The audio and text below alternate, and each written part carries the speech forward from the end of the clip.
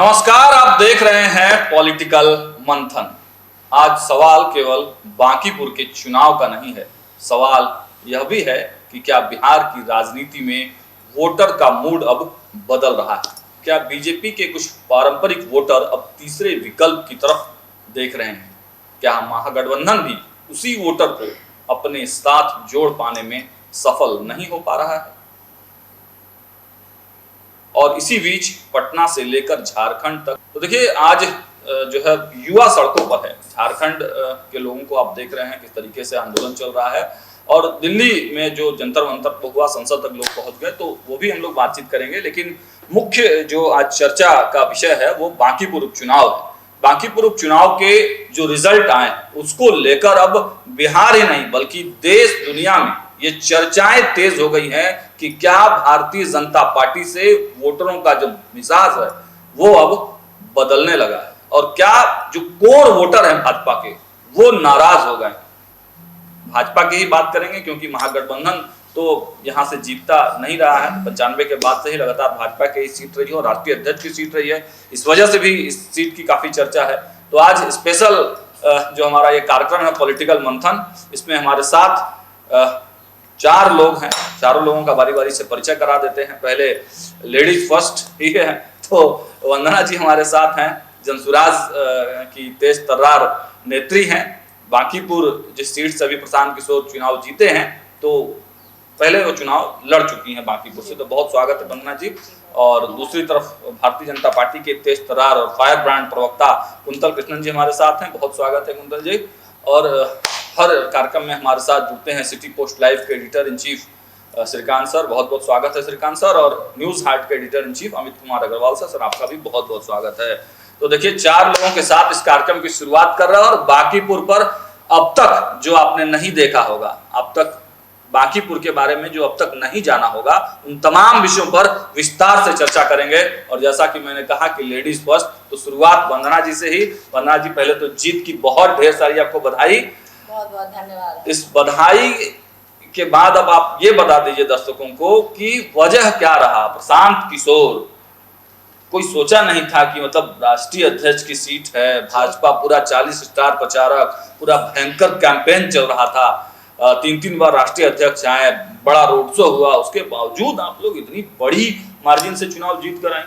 मुझे लगता है कि कहीं ना कहीं बीजेपी का जो यही अहंकार रहा है कि हम ये सीट जीतेंगे, हमारी परंपरागत सीट है और इस पे हमें कोई हरा नहीं सकता, हमें कोई शिकस्त नहीं दे सकता। और इस वजह से ही जब प्रशांत किशोर जी के नाम की घोषणा हुई, तो जिस तरीके से आप देख रहे थे लगातार एक उपचुनाव में इस तरीके से 40 स्टार प्रचारकों का आना, डेली बेस पे आप देख रहे हैं राष्ट्रीय अध्यक्ष 3 बार आ चुके हैं, तो ये चुनाव अगर ये कहा जाए तो ये गलत नहीं होगा कि उनके उम्मीदवार नहीं, राष्ट्रीय अध्यक्ष खुद ही लड़ रहे थे।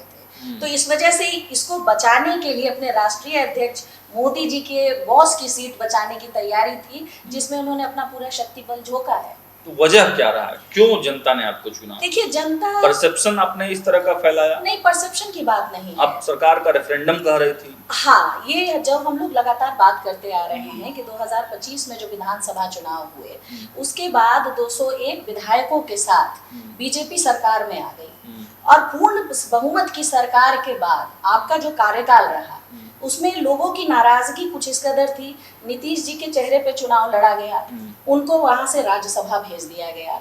आप बैकडोर से हमारे माननीय मुख्यमंत्री जी का चयन किया जाता है, सम्राट चौधरी जी का, और उसमें जो अपराधीकरण हुआ, जिस तरीके से भरत तिवारी जो हमारे भाई हैं उनकी हत्या का कांड हुआ है, नीट छात्रा की जो ये आई है, तो लोगों ने कहीं ना कहीं इसको जंगल राज 2.0 का एक दृश्य देखा, और लोगों ने ये लेकिन आपको तो जीतने के लिए कुत्ता बिलाई पर आना पड़ा। नहीं, हम लोगों को कुत्ता बिलाई पे आने की, इस बात को, इस कथन को तो ये सत्यापित करते दिख रहे हैं। मैंने जब पहले ही शब्द में आपको कहा कि बीजेपी के अहंकार की ये मतलब लताड़ लगाई है जनता ने। चलिए, तो अहंकार जो है भाजपा को बहुत ज्यादा हो गया था, तो भाजपा को अहंकार बहुत ज्यादा हो गया था, क्यों इतना अहंकार पाल रहे हैं कुंतल जी? सागर जी, जब चुनाव होते हैं तो जनता मालिक होती है, और लोकतंत्र में कोई किसी का किला नहीं होता है, कोई किसी की जागीर नहीं होती है। लोकतंत्र सिर्फ और सिर्फ जनता की जागीर है। चुनाव में जीतती सिर्फ और सिर्फ जनता है। बांकीपुर के चुनाव हुए, जो हमारे लिए आदेश है वो सर आंखों पे है।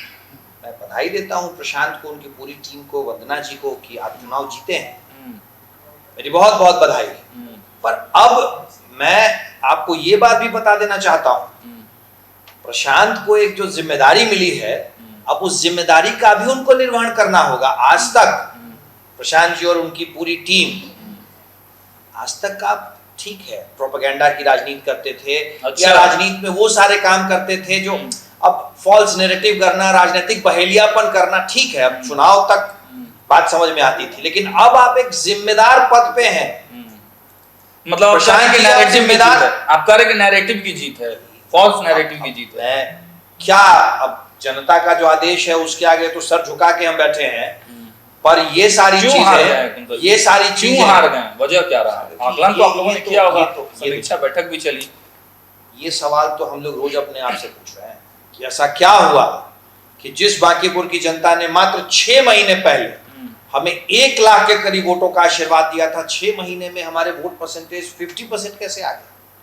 इस बात पे तो हम रोज आत्ममंथन कर रहे हैं। चलिए ठीक बात है, आप मंथन कर रहे हैं, करते रहिए, और जब जानकारी आपको मिल जाएगा तो बता दीजिएगा। लेकिन पूरे चुनाव में श्रीकांत सर जो है सड़कों पर थे, यही बताएंगे कि आखिर भाजपा क्यों हार गई। सर देखिए, मुझे लगता है कि प्रशांत किशोर के लिए इससे बेहतर माहौल जीवन में कभी नहीं हुआ। बहुत बेहतर माहौल था, बहुत अनुकूल माहौल था। आप जैन जी का आंदोलन, छात्रों पर लाठीचार्ज, भारत एनकाउंटर, नीट छात्रा का रेप, बलात्कार, और एक सीट का उपचुनाव जहां प्रशांत किशोर पूरी ताकत के साथ लड़े। अब पूरे 243 सीटों पर जब चुनाव होगा तो प्रशांत किशोर इतनी ताकत नहीं लगा हर सीट पर। भाजपा भी तो पूरी ताकत से ही लड़ी ना सर। ठीक है, प्रशांत किशोर को लोगों ने एक मौका दिया है, क्योंकि प्रशांत किशोर 4 साल से मेहनत कर रहे हैं, वो अपनी बात रखना जानते हैं, हर बात तर्क के साथ रखते हैं, उनकी बातें तो लोगों को अच्छी लग रही है। पिछले विधानसभा चुनाव में कह रहे थे लोग कि प्रशांत किशोर बोलता सही है, कहता सही है, मुद्दा भी सही उठाता है। ये दिगर बात है कि जंगल राज का नैरेटिव था पिछले चुनाव में कि भाई प्रशांत किशोर का साथ दिया तो फिर जंगल राज तेजस्वी यादव आ जाएंगे। एक बड़ा कारण था कि प्रशांत किशोर को मुक्ति खानी पड़ी।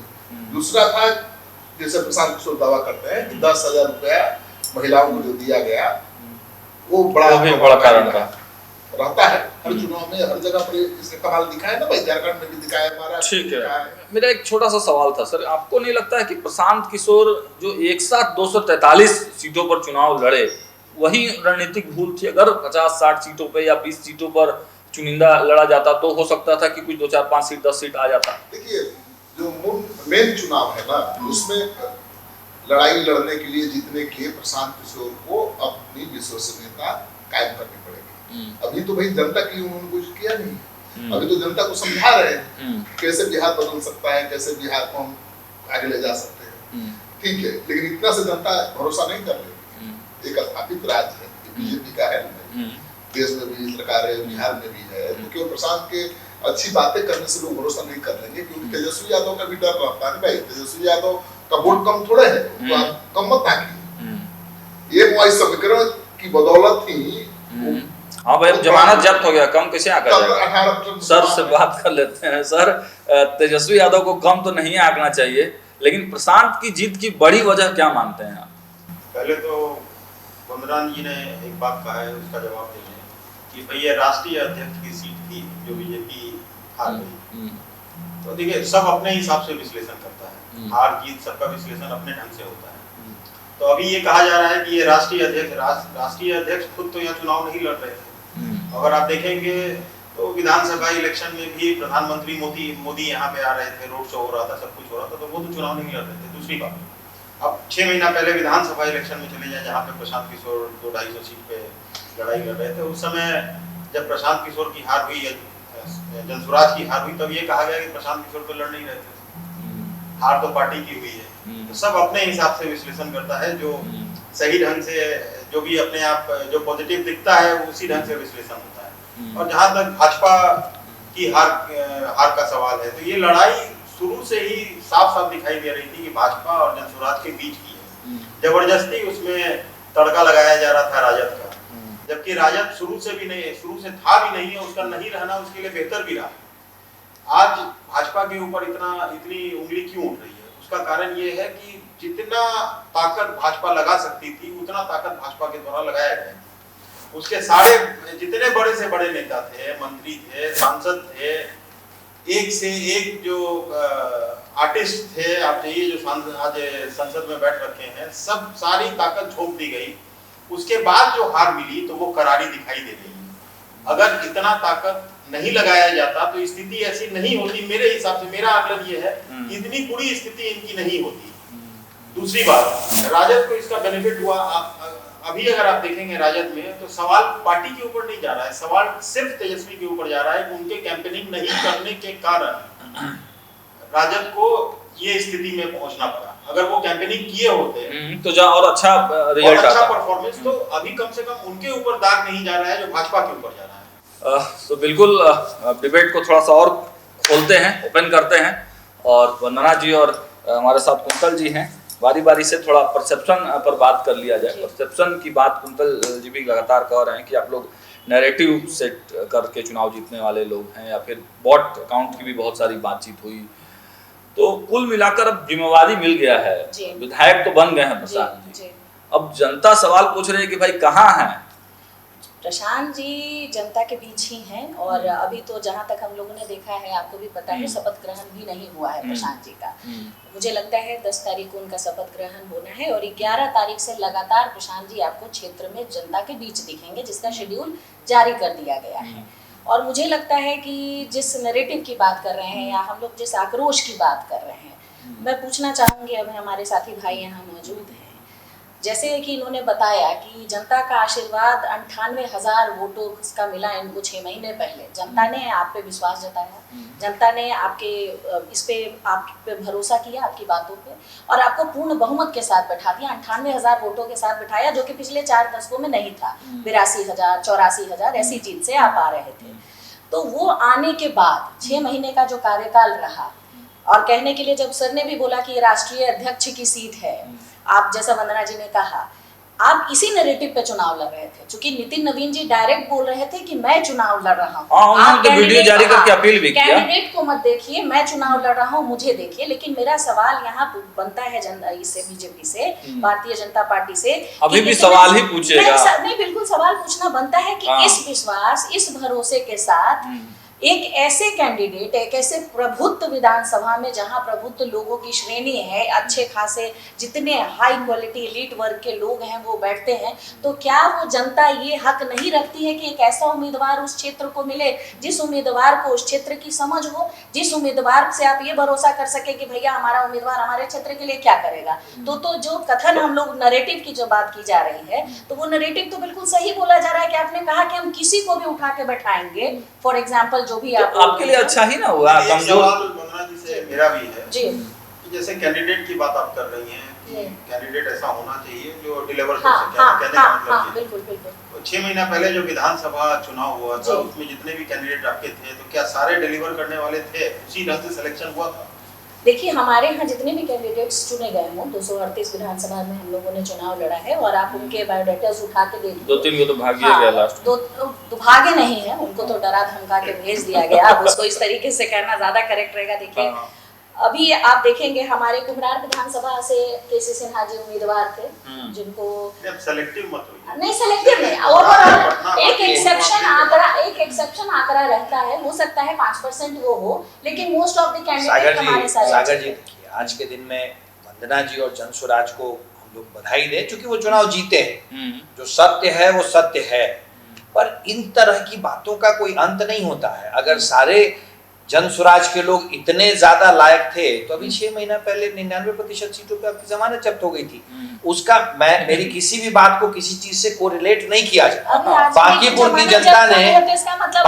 की जनता ने आपको आशीर्वाद दिया है, और ये भी सत्य है कि जब नितिन नवीन जी चुनाव लड़ रहे थे, जो आज के दिन में हमारे तत्कालिक राष्ट्रीय अध्यक्ष हैं, तो 98,000 वोट आए थे, और पिछले 2 दशक की राजनीति वो कर रहे थे वहां काम की। अगर आप बात करते हैं तो मैं तो आपके सामने कह रहा हूं, अभी भी हम लोग बांकीपुर विधानसभा में बैठे हुए हैं। बांकीपुर विधानसभा का ऐसा कोई कोना नहीं है जो शाम होते होते नहीं जगमगाता होगा। अभी सामने आप देखें, आप गोड़िया ये मठ भूल जाते आप हैं। देखें इस बात को, आप गोड़िया मठ भूल जाते चीना हैं, कोठी भूल जाते हैं, चीना कोठी भूल जाते हैं, आप लोग जी, जनता बताइए, पानी बताइए। भूल जाते डेवलपमेंट हुआ हैं। हो, जो भी चमकदार बात आप कर रहे होंगे, उसके ऊपर वोट तो मिला नहीं ना।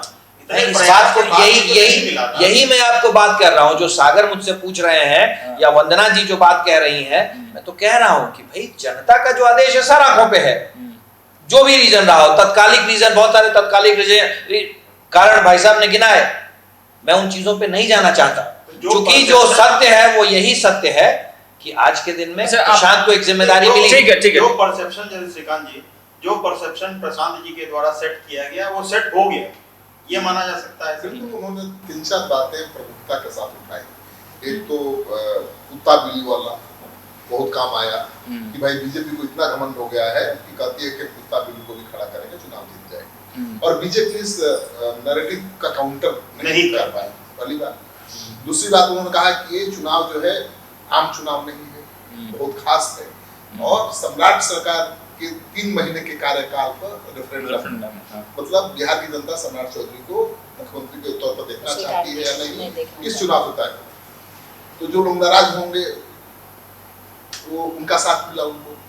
तीसरी बात वो कह रहे थे कि जंगल राज का डर नहीं है, यहाँ आपको जिता दीजिएगा, बीजेपी को हरा दीजिएगा तो जंगल राज नहीं आ जाएगा, तो आप मुझे एक मौका दीजिए। तो प्रशांत, ये तीनों नैरेटिव ने बहुत बड़ा काम किया, और माहौल भी थोड़ा अनुकूल नहीं था बीजेपी, नाराजगी थी। नहीं, आप जो जेएनजी का आंदोलन देख रहे हैं इसको आप इग्नोर नहीं कर मत सकते। लीजिए। 74 में एक हॉस्टल के फीस बढ़ाने को लेकर के जेपी आंदोलन शुरू हुआ था, जो 77 तक आते आते क्या रूप ले लिया। इंदिरा गांधी, और वो भी गुजरात से शुरू हुआ। हाँ, गुजरात से शुरू हुआ। इंदिरा गांधी जैसा नेत्री को सत्ता से बाहर कर दिया लोगों ने। अन्ना का आंदोलन देख लीजिए, उसी की पैदाइश है अरविंद केजरीवाल। तो ये आंदोलन हल्का में नहीं लेने की जरूरत है, मोदी जी इसको हल्का में ले भी नहीं रहे। मैंने प्रशांत तो इंस्टाग्राम पर आ गए, रील बनाकर आधी रात में पोस्ट कर रहे हैं, समझ गए हैं इसके कंप्लीट। इसी पे एक वाकया बताना चाहेंगे। कल ही फ्लाइट में मेरे बगल में ठीक एक दरभंगा की साइड का कोई लड़का बैठा हुआ था, मयंक नाम था। वो दीक्षांत समारोह कुछ आज होने वाला है पटना यूनिवर्सिटी का, उसमें वो आ रखे थे। तो हम जानना चाह रहे थे कि भाई ठीक है, स्टूडेंट के रूप में हम उनको देख रहे थे, क्या मन में चल रहा है, छात्र आंदोलन ये सब जो चल रहा है उसमें क्या इन लोगों का थॉट है। तो फ्लाइट में मेरे जस्ट बगल वाले सीट पे थे, हम उनसे पूछे कि पूरे ये आंदोलन में आप मतलब इसको आप कैसे देखते हैं। उस लड़के का जो कहना था वो बोला कि ये पूरा आंदोलन हम कोई नेगेटिविटी की तरफ से नहीं देखते हैं, हम ये नहीं देख रहे हैं कि इसमें पॉलिटिकल एंगल क्या है, कौन किसको सपोर्ट किया, फंडिंग कहाँ से हुआ, बोले हमको इससे कोई मतलब नहीं है। हम ये देख रहे हैं कि आंदोलन होना चाहिए था या नहीं होना चाहिए था, जो त्यागपत्र हुआ वो होना चाहिए था या नहीं होना चाहिए था। तो हमको अंदर से जवाब मिलता है कि आंदोलन होना चाहिए था, विषय आंदोलन वाला था, त्यागपत्र भी होना चाहिए था। अब उसके पीछे मंशा किसी पार्टी की खराब है, अच्छी है, फंडिंग हो रहा है, उससे हमको कोई लेना देना नहीं है। देखिए कितना मतलब गहराई तक श्री मोहन भागवत जी ने भी कहा है कि आंदोलन होना चाहिए, आंदोलन गलत नहीं है, कोई जो इस आंदोलन में गलत ठहराएगा वो मिट जाएगा। आंदोलन को समझिए, आंदोलन एक दिन शुरू नहीं होता है, जो नाराजगी होती है व्यवस्था से, सरकार से, वो धीरे धीरे एक्युमुलेट होती है और अचानक आंदोलन विस्फोटित होती है। तो सर भाजपा ने भी इसको गलत नहीं ना कहा, वो तो भाजपा तो मान गई। मैं कहा कर रहा हूँ गलत कहा, कोई जो भाजपा मानी ही नहीं, भाजपा मानी ही नहीं इस आंदोलन के लिए। जैसा श्रीकांत जी ने कहा, एक तो संघ के विचारक लोग भी इसको, सभी, जब मोहन भागवत जी ने ही कह दिया कि आंदोलन तो अपने विचारों को रखने का एक तरीका होता है। रात के 12 बजे देश के प्रधानमंत्री हमारे युवाओं को संबोधित कर रहे हैं, और वो भी अंतःकरण से संबोधित कर रहे हैं। इंस्टाग्राम पे आकर के जो आपने देखा नवाचार का जिस तरीके से इस्तेमाल उस क्षण होता है, वो कितना स्पॉन्टेनियस होता है, ये आप सबको, हम सबको पता है। परंतु एक बात मैं वापस आना चाहूंगा, हम लोग एक बात मैं कहना चाहता हूं, फिर मैं कह रहा हूं कि चुनाव के नतीजे आ चुके हैं।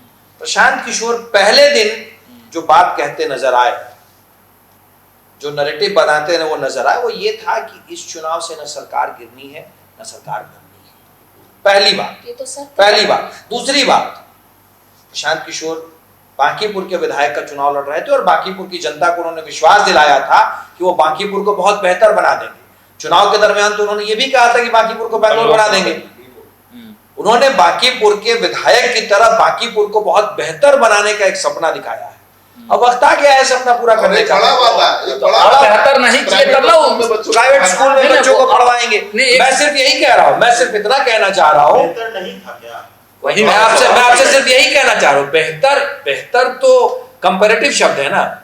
हम तो ये कह रहे हैं कि भाई हमने काम किया और उस काम की बदौलत अभी 6 महीने पहले हमें 98,000 वोट आए थे।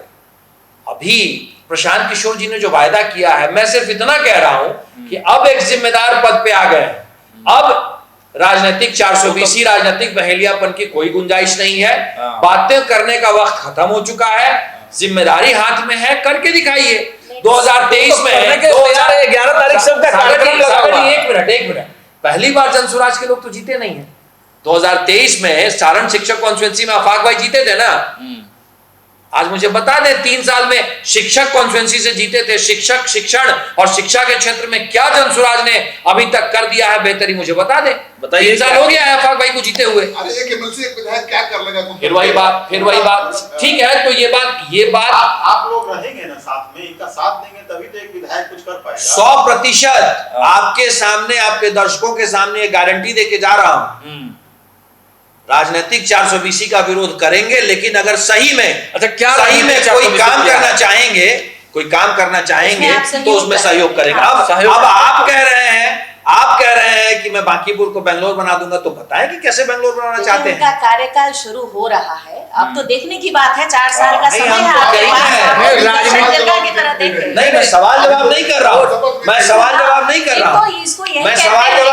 हूँ, लेकिन जब आप ये बात करने लगते हैं, भाई जब हमारे राष्ट्रीय अध्यक्ष चुनाव लड़ रहे थे, नितिन नवीन जी चुनाव लड़ रहे थे, जो 20 साल से थे यहाँ, तो 96-98,000 वोट आए थे ना। वो चेहरा की जब बात कर रहे हैं तो 6 महीने पहले 98,000 वोट उन्हीं को आए थे ना। वो जंगल राज का डर था, इसको करेक्ट करिए आप। वो जंगल राज का डर था जो आपने दिखाया कि जनसुराज अगर बीजेपी का वोट काटेगा तो जंगल राज आएगा, जिसका फायदा आपकी पार्टी को पहुंचा। और आपको भी फायदा मिला। अच्छा, मानते हैं कि कैंडिडेट बदलने का भी एक बहुत बड़ा बिल्कुल है, हमें भी हुआ है, इनको भी उसी का फायदा हुआ जो ये बार-बार कहते आ रहे हैं। आपको फायदा हुआ होगा, आपको फायदा हुआ होगा, वो फायदा आपको आप नहीं, ऐसा नहीं। देखिए मेरा कुंतल जी, आज भी 45,000 वोट हमें आए हैं और भारतीय जनता पार्टी के खिलाफ में 60,000 वोट उस समय भी आया था। ये भी एक तथ्य है। कलेक्टिव वोट जो भारतीय जनता पार्टी के खिलाफ गिरा था उस वक्त भी 60,000 के करीब था। कुछ एक और वाकया हम मतलब जोड़ना चाहेंगे बांकीपुर के साथ जी। जैसे कहा जा रहा है रेफरेंडम का या जो भी बात चल रही है उसको दरकिनार करते हुए मेरा ये मानना है कि बांकीपुर में बीजेपी से नाराज वोटर्स थे जिनके पास कोई विकल्प नहीं था। विकल्प के रूप में प्रशांत किशोर आए तो उन्होंने सबक के रूप में प्रशांत किशोर को एक्सेप्ट करते हुए यहाँ पे उनको जगह दिया। अब आप दूसरी तरफ अगर चले जाएंगे, अगर इसको आप दूसरे ढंग से अगर देखना चाहेंगे तो वंदना जी जैसे बता रही है कि भाई जंगल राज का डर, ये डर, वो डर, तो वो यहाँ तो कहीं भी बांकीपुर जैसे जगह पे तो कहीं 95 में भी भाजपा जीती थी ना भाई, वो तो लगातार ही जीती चली आ रही है।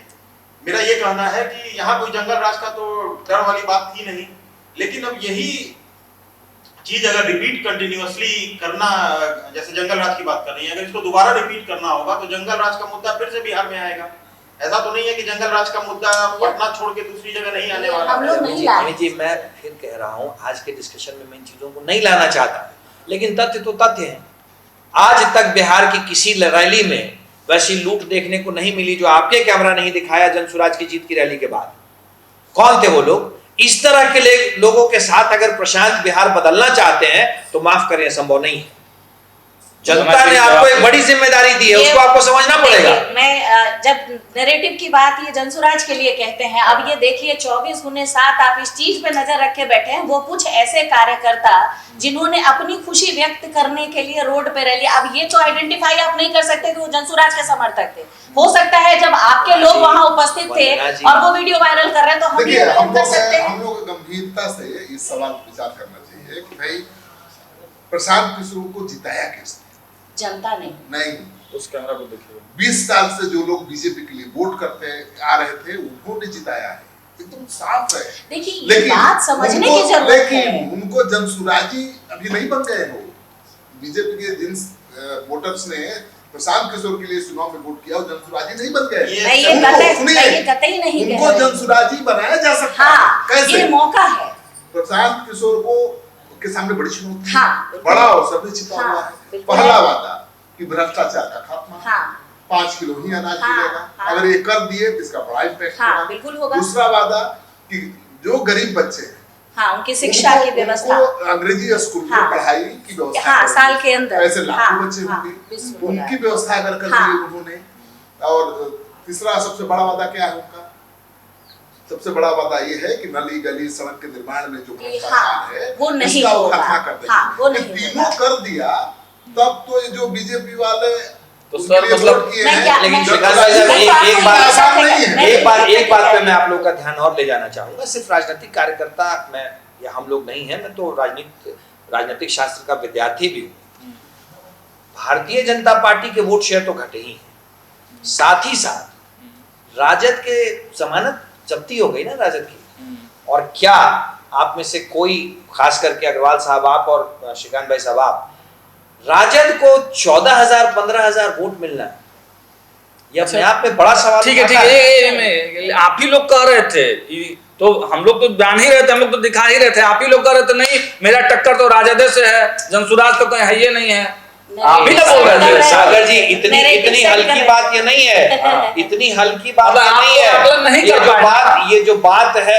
ये जो बात है इस पे मैं चाहूंगा कि श्रीकांत जी और अमित भाई साहब इस बात पे गौर करें कि राष्ट्रीय जनता दल आज भी बिहार में मुख्य विपक्षी दल राष्ट्रीय जनता दल है। आज भी उनके पास 24-25% वोट है।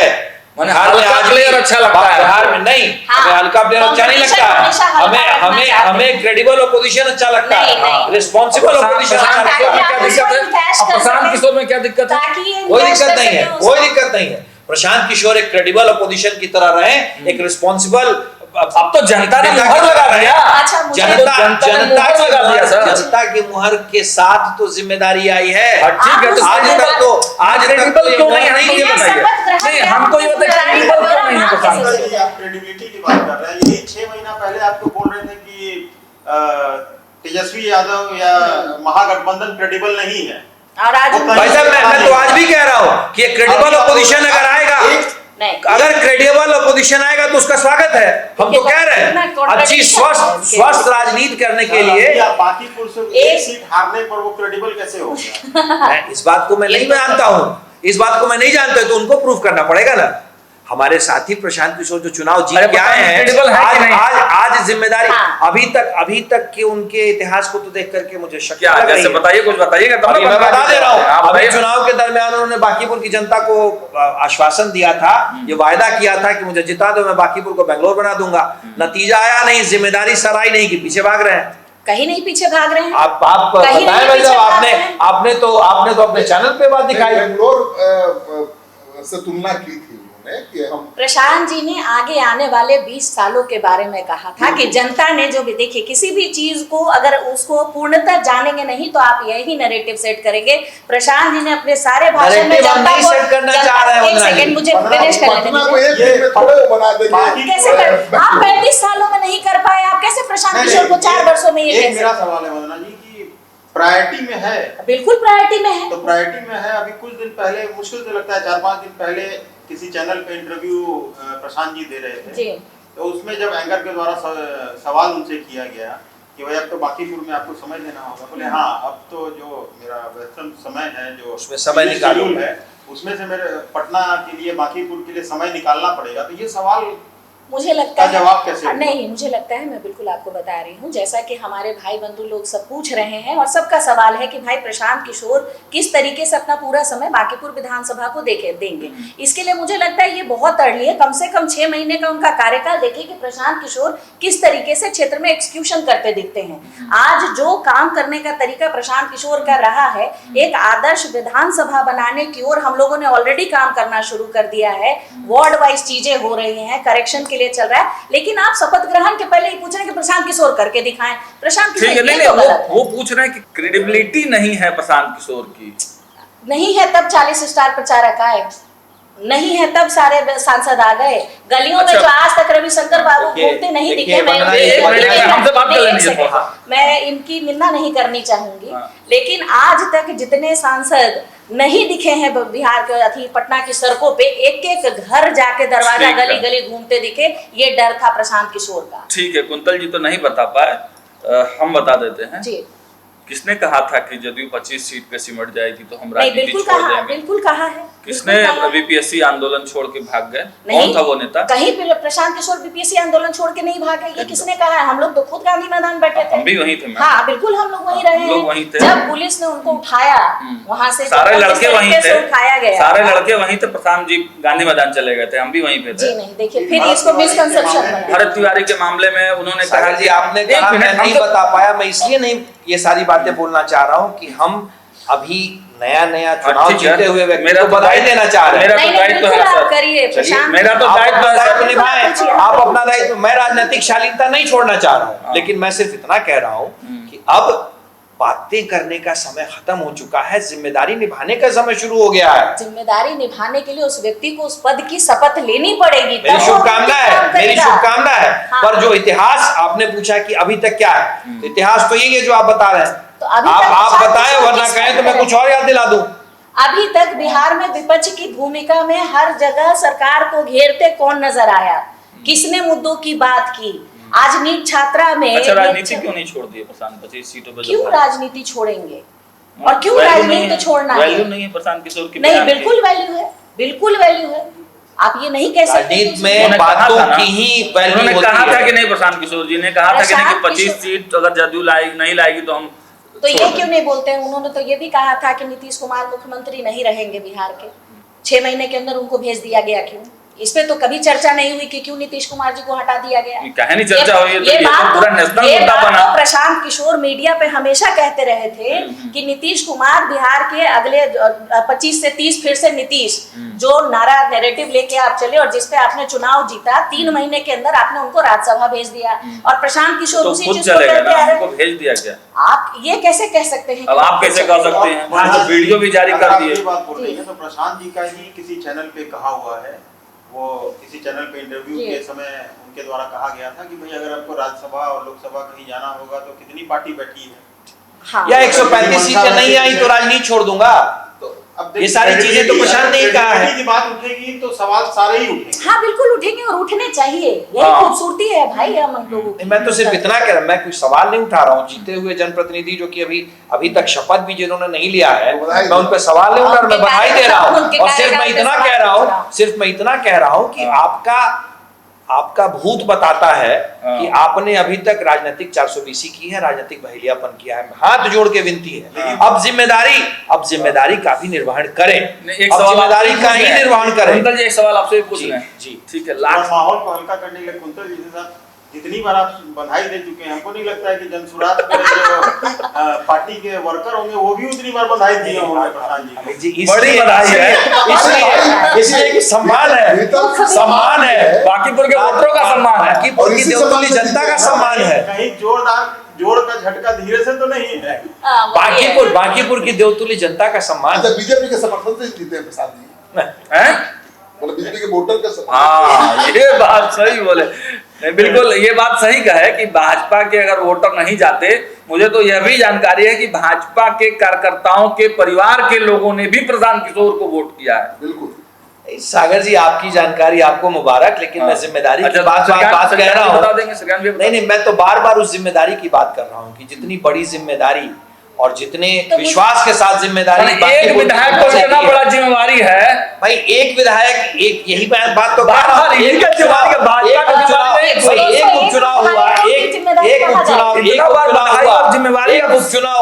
एक उपचुनाव हुआ और उस पे कह दिया गया कि ये उपचुनाव जीत जाएंगे तो अमेरिका और इराक का युद्ध बंद हो जाएगा। जिस तरीके की बातें हो रही है, ये सवाल है, जिस तरीके की बातें हो रही है, एक उपचुनाव हुआ और क्या रेफरेंडम हो गया और क्या सारी चीजें हो गई। ठीक है, ये सवाल मैंने, आप तो बेंगलोर नहीं बना पाएंगे, लेकिन हम नए सैटेलाइट टाउन बना रहे हैं। हम बिहार को विकास की नई दिशा में ले जा रहे हैं। फिर मैं यहाँ आपने तो अपनी बात पीछे ले ली, लेकिन हम पीछे नहीं हट रहे। मैं आपको यहाँ रोकना चाहती हूँ। चुनाव रेफरेंडम तो नहीं बन पाया। नहीं। देखिए, मैंने 5000 लोगों से बात की थी, 5,000 में 5 लोग भी नहीं मिले थे जो सम्राट चौधरी को गाली दे रहे थे। ये सच है। हाँ, बदलाव की बात कर रहे थे और 50% भाजपाई लोग कह रहे थे कि प्रशांत किशोर को मौका देना है। हाँ, ये आरजेडी के लोग कह रहे थे कि प्रशांत किशोर को मौका देना है। सर, हमने प्रशांत जी का इंटरव्यू भी किया था, उसमें भी हमने ये सवाल पूछा था। उस समय भी वो यही कह रहे थे कि देखिए, हमारे जीतने से क्या होगा कि सीएम का चेहरा बदल जाएगा।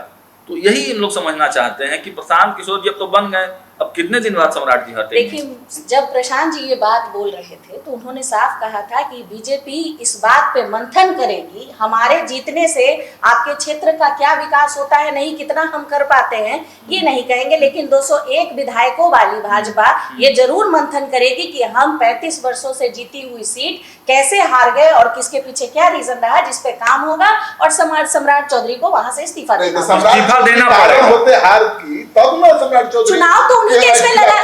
तो नहीं सर, ठीक है, मान लेते हैं सर, इन्हीं की बात मान लेते हैं। कब इस्तीफा देंगे सम्राट चौधरी? अब ये तो पार्टी मंथन करने के बाद निकालेगी, समीक्षा बैठक में एक बात भाजपा जीतेंगे तो भाजपा क्या सोचेगी, सोच के क्या फैसला लेगी, किसको हटाएगी, सब पहले से ही आपको पता था। मुझे एक बात देखिए, मेरा ये मानना है सर कि परसेप्शन के मास्टर हैं भाई। प्रशांत किशोर परसेप्शन सेट करते हैं।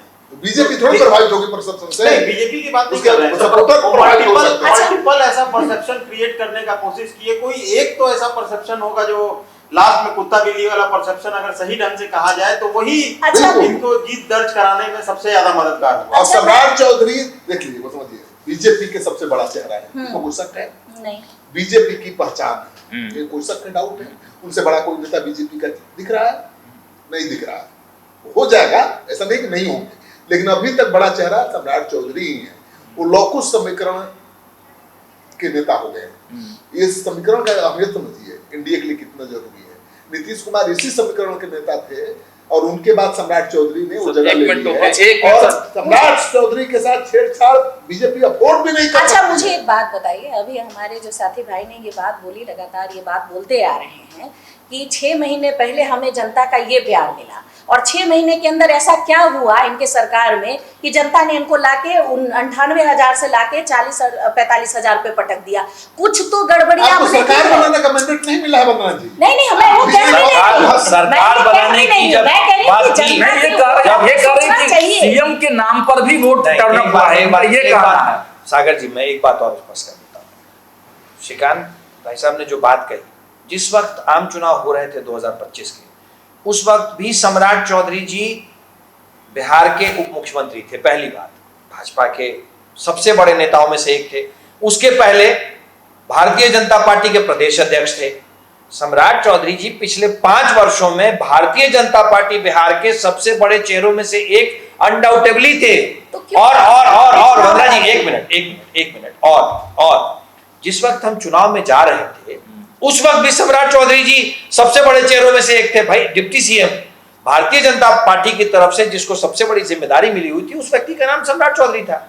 देखिए, ये सम्राट चौधरी को टारगेट करने से कुछ जनता को हासिल नहीं होने वाला है, नुकसान है। क्योंकि असली कारण क्या है जीत की वो समझना होगा, असली कारण क्या है बीजेपी की हार की वो समझना पड़ेगा। बांकीपुर सम्राट चौधरी कोई फैक्टर नहीं थे। बिल्कुल, आप जो बता रही हैं वंदना जी कि उनके चेहरे पे उनको हटाने में रेफरेंडम और ये वो कुछ भी नहीं था। यहाँ आप समझिए कि जो हम लोगों का जो आकलन है, जो बात हुई है, श्रीकांत जी की भी हजारों लोगों से बात हुई है, वो यही था, एक विकल्प के तौर पे बांकीपुर को दिया जाना था। लोग चाहते थे, लोगों ने प्रयोग किया। हाँ, वो प्रयोग किया, मौका दिया। और वो प्रयोग भी आप ये मत समझिए कि सिर्फ उनके कोई एजेंडा को लेके, उनके परसेप्शन को लेके वो प्रयोग कोई हुआ होगा, ऐसा कुछ भी नहीं है। यहाँ पे नाराजगी थी, बिल्कुल, उस नाराजगी को बढ़िया उम्मीदवार। अमित जी, अब देखिए, एक बात लाइट मूड करते हुए मैं कह रहा हूँ, हमारा तो जो प्रयोग होना था और जो नतीजा निकलना था निकल गया। अब लिटमस टेस्ट है प्रशांत का। अब लिटमस टेस्ट है, एक सीट पे कितना टेस्ट है ना, क्योंकि उसकी तो सारी पूंजी वहीं लगी हुई है। एक सीट पर सारी पूंजी। भाई, हम तो अभी भी कह रहे हैं, अमित जी, हम तो अभी भी कह रहे हैं कि भाई अब राजनीतिक 420 छोड़ो, अब तथ्यों को कहो, अब ये राजनीतिक जाल फेंकना बंद करो। अब तो जिम्मेदारी मिल गई है ना, अब तो हाड़े हल्दी लग गई है ना, अब तो हल्दी का रंग दिखाना पड़ेगा। तो वो तो कहीं रह के दिखाएंगे। चलिए, शुभकामना है, शुभकामना है। प्रशांत किशोर की चुनौती बढ़ गई है, उसको मानना चाहिए। नहीं, हम बिल्कुल मानते हैं, हाँ। लेकिन उस चुनौती के पीछे, बड़ी चुनौती के पीछे बड़ा अवसर भी छुपा हुआ है। ये इस चीज प्रशांत किशोर ने अपने वायदे को अगर जमीन पर उतार दिया अच्छा तो सर, वो अल्टरनेटिव बन जाएंगे। पहले से नहीं मुकर रहे हैं, चोरी का विकल्प मैंने होगा। आपको ऐसा क्या तो कहा? पहले दिन ही तो मुकर रहे हैं। मैंने आपको क्या कहा कि आप पहले दिन इस पे मुकरते दिख चर्चा रहे हैं। होनी चाहिए 3 महीने के कार्यकाल के बाद कि प्रशांत जी ने जो बोला उस पे क्या एक्सक्यूशन क्षेत्र में दिख रहा है या नहीं। ठीक है, अब थोड़ा सा आगे बढ़ते हैं, समराइज भी करेंगे हम लोग। एक दो सवाल और लास्ट के बचे हुए हैं। थोड़ा हम कुंतल जी से समझने का प्रयास करेंगे कि तेजस्वी यादव और प्रशांत किशोर, ये दो नेता हैं, अब दोनों ही एक तरह से कहिए कि विपक्ष में हैं। बढ़िया कौन लगता है आपको दोनों? मैं तो कह रहा हूँ कि क्रेडिबल विपक्ष हमेशा वेलकम रहेगा। कौन है कौन है? क्रेडिबल? तेजस्वी ज्यादा क्रेडिबल है कि प्रशांत ज्यादा ज्यादा क्रेडिबल है? ऐसा है, राजनीति में कहा कम और समझा ज्यादा जाता है। हाँ, तभी सारा इन्होंने दे राजनीति दिया में है। कहा कम और समझा ज्यादा जाता है। क्रेडिबल और जिम्मेदार विपक्ष हमेशा है कि नहीं हमेशा हमेशा लोकतंत्र के लिए बेहतर होता है। है कि नहीं बिहार में? ये तो आने वाला वक्त बताएगा ना कि कौन ज्यादा क्रेडिबल है। तेजस्वी जी ज्यादा अनुकूल है। तेजस्वी जी ज्यादा है क्या कि भाई आधा समय तो उनको विदेशों में रहना है। एल्प्स के किनारे बैठने वाले लोग तो ज्यादा कूल रहेंगे ही रहेंगे। तो चलिए ठीक है, हमेशा मजबूत अब थोड़ा सा रहना जनसुराज, थोड़ा सा जाति वाला फैक्टर सर थोड़ा समझा दीजिए। आप तो ज्यादा कवर किए हैं, तो किन किन वर्गों का, किन किन जातियों का वोट जो है छिटका है भाजपा से? नहीं, प्रशांत किशोर को हर जाति का वोट मिला है, कोई शक नहीं। यादवों ने वोट दिया और प्रशांत किशोर को जिताना उनका मकसद नहीं था, यादवों ने वोट दिया था। भाजपा को उनका हराना। मकसद था कि भाजपा को हराना हराना। है। सवर्णों ने भी ये सच सर है। वोट दिया है, सवर्ण भी नाराज हैं भाजपा में। और केवल यही नहीं, कहा जा रहा है कि बहुत सारे मुद्दों को लेकर पूरे अपनी देश उपेक्षा में से नाराज है। स्वर्ण समाज भी अपनी उपेक्षा से नाराज है। बहुत सारा फैक्टर था, खासकर बांकीपुर चुनाव में अगर आप देखेंगे तो मल्टीपल फैक्टर काम किया। छात्रों का आंदोलन था, सवर्ण नाराज चल ही रहे थे, यूजीसी का मैटर था, तो ढेर सारे थे। उसके बाद फिर भरत तिवारी का मैटर भी था, तो सब जितने नीट छात्रा का था, तो ये सारा एक्यूमुलेट होके और जो गाज गिरना था वो भाजपा के ऊपर गिरा और निकले ये लोग। ठीक है। लेकिन एक बात मैं 30 सेकंड, हाँ ठीक है। इन सब के बावजूद हमें 45 हजार वोट आए। इसका मतलब हमें आज भी हर वर्ग के, अब आप क्या चाहते हैं कि मतलब 40 स्टार प्रचारक उतार दें? इसका मतलब हमें आज भी हर वर्ग के लोगों का 40 वोट में मिला है। 40 स्टार ठीक है। प्रचारक तो में आप 45 सरकार में हैं हजार भाई। हैं। ठीक है आगे। हर वर्ग का वोट मिल तो सरकार में होते। अच्छा ये बताइए मैम, आपने तो सारा डिस्कशन सुन लिया, तो अब मुगालते में तो नहीं रहना चाहिए नहीं, बिल्कुल। कि भाई प्रशांत किशोर की जीत नहीं है, ये परिस्थितियों की जीत है, नहीं। ये उन मुद्दों की जीत है। नहीं, मतलब प्रशांत किशोर को मौका भी मिला है और आप इसको ये अवसर नहीं में कह बदल सकते हैं। सकते। आप देखिए, आप जिस तरीके से इसको ले रहे हैं, हम लोग उस तरीके से नहीं ले रहे हैं। हमने लिया, जनता ने एक अवसर दिया है प्रशांत किशोर को कि आपने जो 3 साल बिहार को दिया है, हमने आपको एक सीट के माध्यम से मौका दिया कि आप क्या परिवर्तन कर सकते हैं। उसका एक रास्ता अगर जनता को दिख गया तो आने वाले जो चुनाव हैं 2030 के, उसमें परिणाम कुछ और देखने को मिलेंगे अगर प्रशांत किशोर अपने चारों वादों पे खड़े उतरते हैं। पूरा बिहार बांकीपुर नहीं है, बांकीपुर में लगभग 31-32% सवर्ण वोटर है। बांकीपुर को कमजोर किला था। अभेद किले का नाम दिया है भाई लोगों ने। सर सवर्ण बहुल क्षेत्र होने के, सर सवर्ण बहुल क्षेत्र होने की वजह से भी एक बहुत बड़ा सवर्ण वोटर नहीं, आप सिर्फ स्वर्ण वोट की बात कर रहे हैं।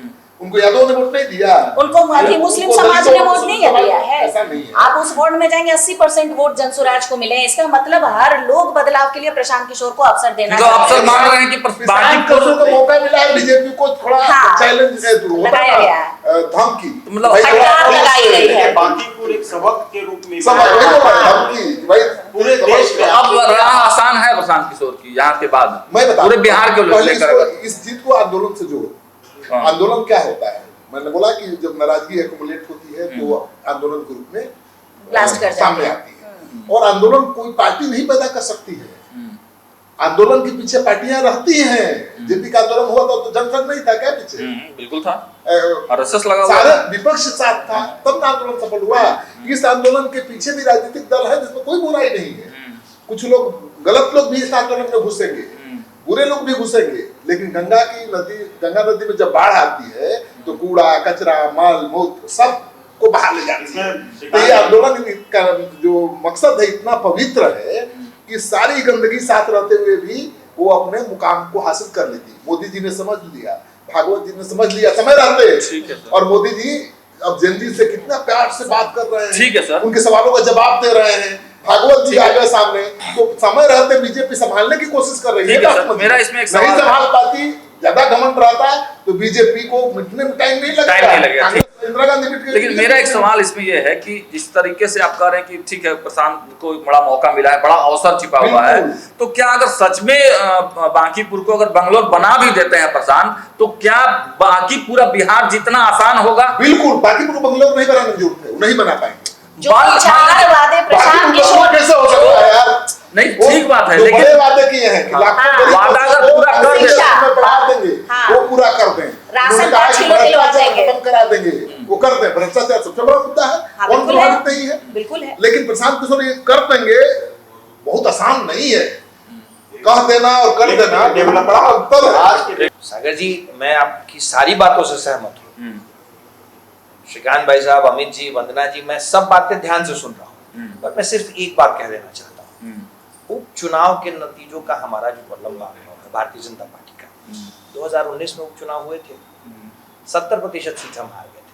तो 2010 फिर 2009 की मैं बात कर रहा हूँ, माफ करें, 2009 में उपचुनाव हुए, हम 70% सीटें हार गए। 2010 में 100 की 100% जो उपचुनाव की सीटें थी हम फिर जीते। वही मेरा सवाल था। मैं ये बात, और मैं इसको फिर कह रहा हूं कि प्लीज इसको आप कोरिलेट मत करें। मैं फिर से वापस आपके बांकीपुर पे ही आ जा रहा हूं कि अब प्रोपेगेंडा, नैरेटिव, इनका समय खत्म हो चुका है। हम तो आत्ममंथन कर ही रहे हैं, हम तो आत्ममंथन कर ही रहे हैं कि 98,000 से हम 45,000 कैसे आ गए। कब तक बताइएगा? पर अब तो ये सामने, अब उसका तो समय खत्म हो गया है। अब अगला जो फेज है, इंटरवल के बाद जो फिल्म आनी है, वो ये आनी है कि अब राजनीतिक 420 से बाज आई है। चलिए, अब जिम्मेदार से बाज़ार ऑपोजिशन की तरह सामने आइए। इन्होंने 35 वर्षों में बांकीपुर में क्या किया उस पर मंथन करें और प्रशांत जी के कार्यकाल को शुरुआत होने दें। एंजॉय तो कीजिए। बाद में देख के पता चले कि क्या कौन कितने वादों पे खरा उतरता है। हमारी शुभकामना आपको जी, इस बात बहुत की। बहुत धन्यवाद। चलिए, तो इस डिबेट को अब यहीं पर विराम देते हैं, लेकिन पॉलिटिकल मंथन हर रविवार आप तक पहुंचेगा और इसी तरह से जो जमावड़ा है पॉलिटिकल लोगों का वो लगते रहेगा और पॉलिटिकल अपडेट के साथ साथ पूरी व्यापक चर्चाएं होती रहेंगी। फिलहाल इस चर्चा को देते हैं विराम। देखते रहिए न्यूज़ 8। बहुत बहुत धन्यवाद। और तमाम दर्शकों का भी बहुत बहुत धन्यवाद। और यहाँ हमारे साथ जो गेस्ट हैं, जो पैनलिस्ट हैं, उन तमाम लोगों का बहुत बहुत धन्यवाद।